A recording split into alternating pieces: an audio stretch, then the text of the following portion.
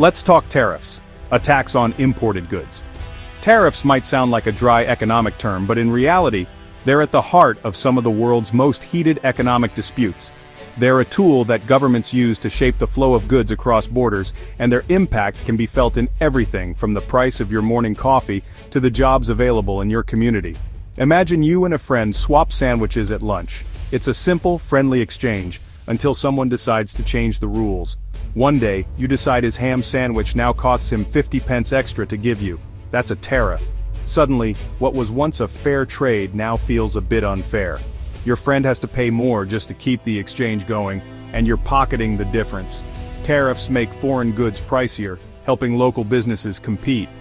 By making imported products more expensive, the hope is that people will buy more from local producers, supporting jobs and industries at home. It's a way for governments to give their own businesses a fighting chance against international competition. Governments use them to protect industries, raise revenue, or as political leverage. Sometimes tariffs are a shield for struggling sectors like steel or agriculture. Other times they're a bargaining chip in international negotiations or simply a way to fill government coffers. But the other side rarely takes it quietly. Your friend might slap a 50-pence tax on your cheese sandwich in return. This tit-for-tat escalation is how trade disputes begin, with each side trying to outmaneuver the other. Suddenly your lunch swap is a mess. Welcome to a trade war. What started as a simple exchange has turned into a standoff, with both sides feeling wronged and looking for ways to strike back. Both sides keep raising barriers, making trade more expensive and complicated. Inspections get stricter, paperwork piles up, and delays become the norm. The once smooth flow of goods slows to a crawl. The intention is to protect your economy, but the fallout can be unpredictable. Economists debate the long-term effects, while workers and business owners worry about their future. Sometimes the very industries tariffs are meant to protect end up suffering the most. Consumers pay more, companies relying on imports see costs rise, and exporters may lose access to foreign markets. Everyday people feel the pinch at the checkout, and businesses struggle to adapt to the new reality. It's a delicate system. One tariff can ripple through the global economy.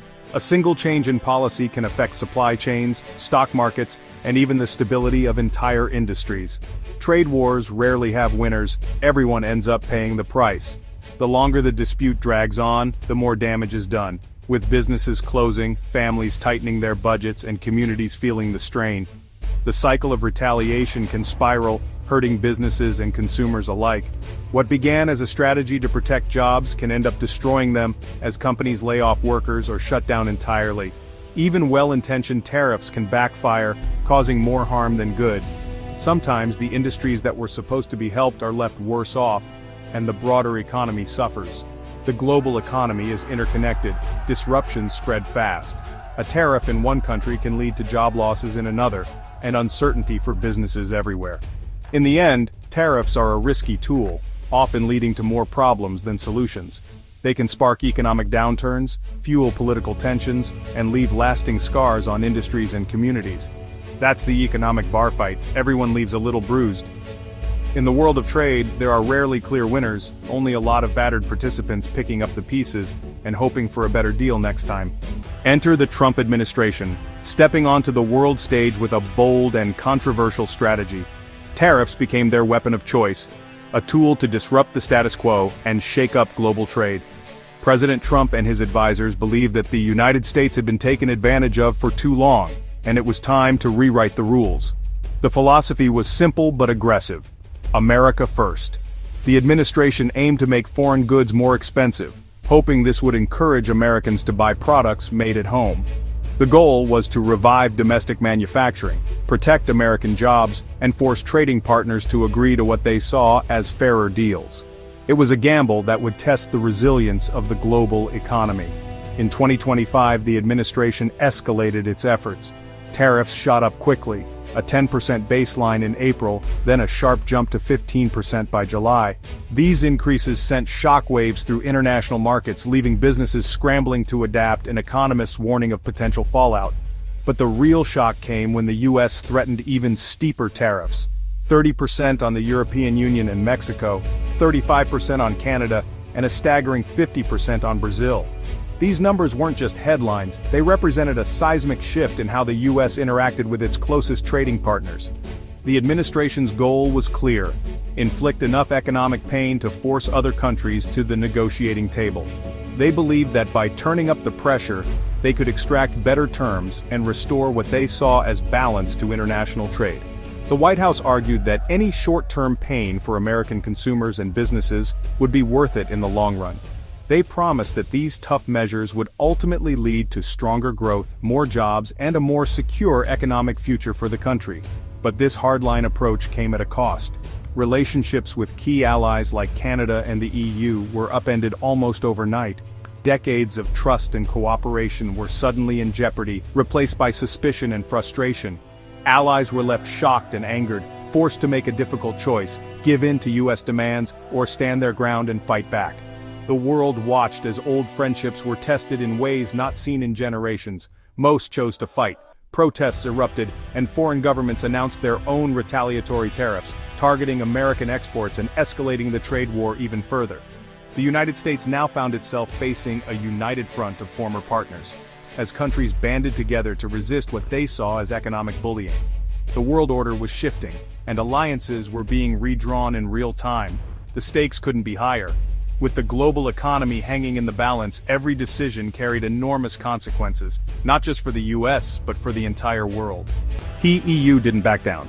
In July, nearly all 27 member states approved a massive retaliation tariffs on 95 billion euros over $100 billion of US goods.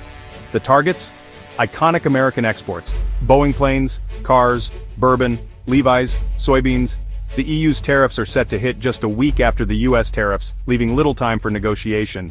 This isn't just symbolism, the EU is ready to act. The message: unity and resolve, even with internal differences. The EU is betting this economic punch will force the US back to the table.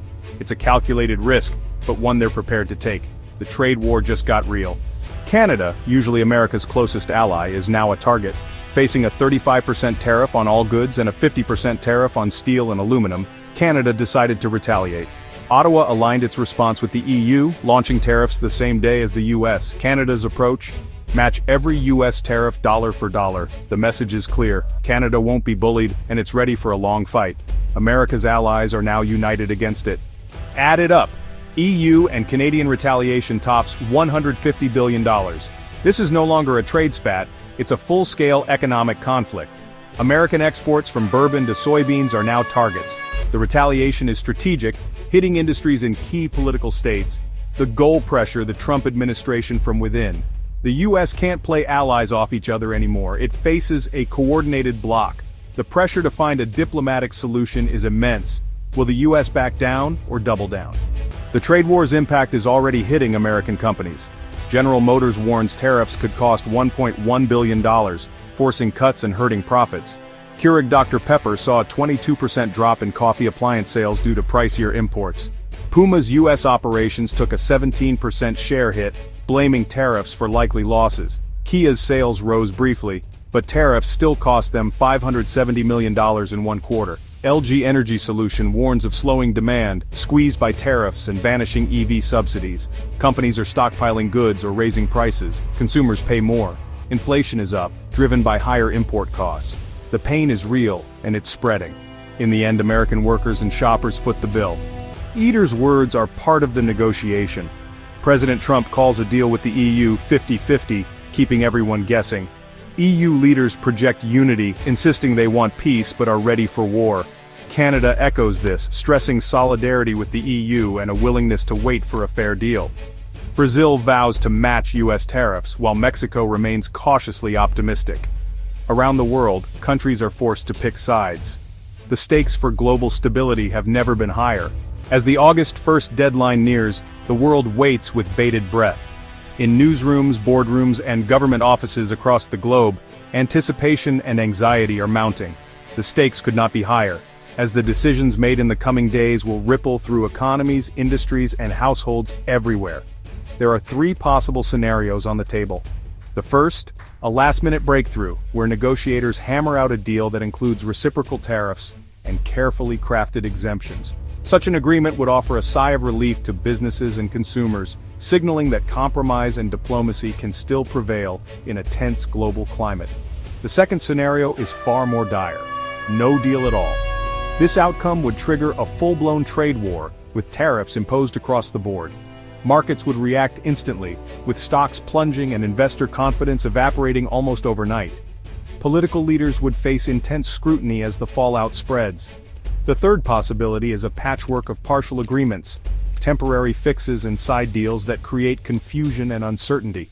This would leave businesses scrambling to interpret new rules, while global supply chains become tangled in red tape and unpredictability.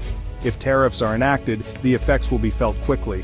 Prices on everyday goods could rise, squeezing family budgets. Financial markets may tumble, erasing billions in value. Exporters, especially small businesses, will struggle to stay afloat as their products become less competitive abroad. Factories could slow production or even shut down, while retailers might be forced to close their doors. Economists warn that the risk of a global recession is no longer theoretical. It becomes a looming threat, with job losses and shrinking economies on the horizon. In this climate, companies will scramble to adapt. Some will pivot to new markets or adjust supply chains, while others may be forced to cut costs or lay off workers. Uncertainty will reign, making it nearly impossible for businesses to plan for the future. Ultimately, the outcome hinges on political calculations in Washington, where leaders weigh domestic pressures against global consequences. The same is true in Brussels and Ottawa, where officials are determined to protect their economies and stand firm against pressure. Will the United States choose to compromise, or will it double down and escalate the conflict even further? The European Union and Canada are betting that unity and economic strength will give them leverage at the negotiating table. Public protests and international summits highlight just how high the stakes have become. The next few weeks will be critical. World leaders are locked in tense discussions, and the decisions they make now will determine whether the global economy steps back from the brink or plunges into a trade war that could reshape the world for years to come. The clock is ticking, and the world is watching. The global economy is at a tipping point. Tariffs threaten the foundations of free trade and international cooperation. Over $150 billion in retaliation could devastate jobs, businesses, and entire economies. American companies are already hurting. Escalation could freeze growth and spark inflation worldwide. No side wants to back down, but the risks are enormous. A last-minute deal could avert disaster, but tensions will linger. A full trade war would fracture alliances and cause lasting damage. The world holds its breath as the deadline approaches.